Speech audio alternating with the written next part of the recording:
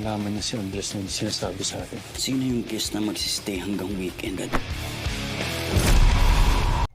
Nang makita ni Tomas na desperado si Miguel ay agad niya itong nilapitan para damayan, pero hiniling naman ni Miguel na hayaan muna siya ng binata kaya naglibot muna ito. Sa paglilibot ni Tomas ay nag-selfie muna, sabay sinabihan pa niyang na pagkakamalan siyang Italiano, lalo't may balba siya. Nang saktong makita niya si Gab na may mga kasamang security guards na malditang maldita kung kumilos, kaya napangiti ito na napabulong pa na hindi niya gusto ang mga ganong babae na naggaganda-gandahan at hindi niya type yung mga klaseng babae na ganun, lalo't mukhang maarte pa.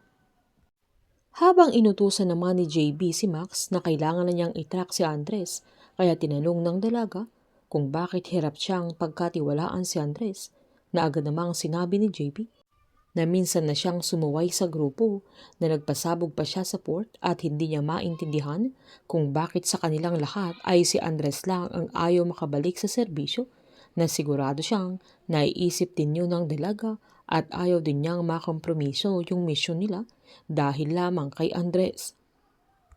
Nagulat naman si Max nang may biglang dumating na Italiano na hinalikan ni Gab. Humingi ng sorry si Lawrence dahil hindi niya masasamahan si Gab sa araw na yun dahil may aasikasuhin siya sa negosyo, na sinabihan niya ang dalaga na mag-shopping na lang ito. Nang titigan ni Tomas ay napagtanto niyang si Lawrence na kasabwat ni Timur ang kasama ni Gab. Nang matrace naman ni Max si Andres ay nalaman nilang nasa Montevera ito at napag-alaman pa nilang pagmamay-ari yun ni Marita Marconi na kapatid ni Lawrence. Mas lalo pa silang nagulat at napatanong kung anong ginagawa ni Andres sa lugar na yun, kaya agad-agad nilang sinundan. Habang pinagmasdan ni Andres yung mga waiters doon pero wala siyang makita na nakatattoo ng espadang may apoy, na yun ang pagkakakilanlan sa mga dumukot kila Vincent at June, pero yung mga waiters doon ay pare-parehong may paso sa braso katulad ni Vincent.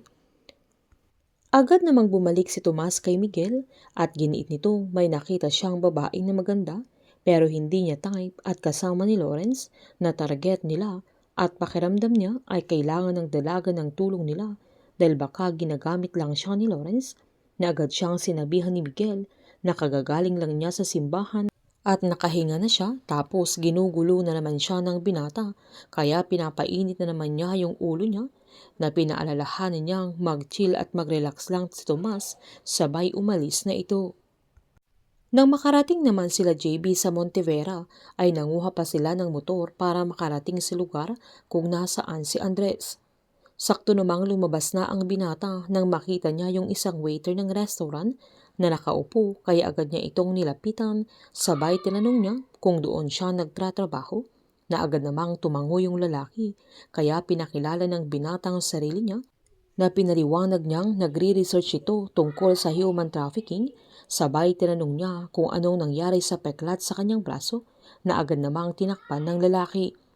Nakiusap si Andres na kailangan niya ang bagay na yun sa kanyang research, na agad namang sinabihan ng lalaki na dapat si Marita Marconi ang kausapin niya, na siya mismo ang owner ng restaurang pinagtatrabahuan nila. Agad tinanong ni Andres kung saan niya pwedeng makita yung boss niya, kaya agad namang sinabi ng lalaki.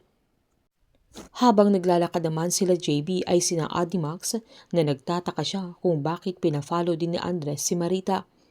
Agad namang sinabihan ni JB na baka may sarili siyang agenda na hindi niya sinasabi sa kanila at hindi pa nila alam kung anong totoong pakay ng binata. Sakto namang tumawag yung mami ng dating fiancé ni Max kung saan kinukuha nila yung singsing na ninakaw niya, pero nanindigan naman ang dalaga na wala silang karapatang bawiin ang singsing na yun dahil binigay yun ng binata sa kanya. Agad naman siyang nilapitan ni JB para i-comfort ang dalaga, pero paglingon naman ni Max ay saktong nakita niya si Timur, kaya dahan-dahan silang lumapit kung saan ito nakaupo. Habang malalaman na ni Andres kung nasaan si Marita, maging ang lugar kung saan nakatira si Timur, kaya mapapahiya naman si JB at Max dahil mapapatunayan ni Andres sa kanila na hindi niya kinokompromiso ang misyon nila, na ginagawa niya ang bagay na yun para sa kapakanan ng kanyang kapatid at umaasa siyang mahanap pa niya ito. Painit ng painit ang mga tagpo, sabay-sabay po nating subaybayan ang advance episode ng Incognito dito lamang po sa aking channel. Patuloy lamang po manood at mag-subscribe para ma-update po kayo sa mga susunod na episode. Marami pong salamat.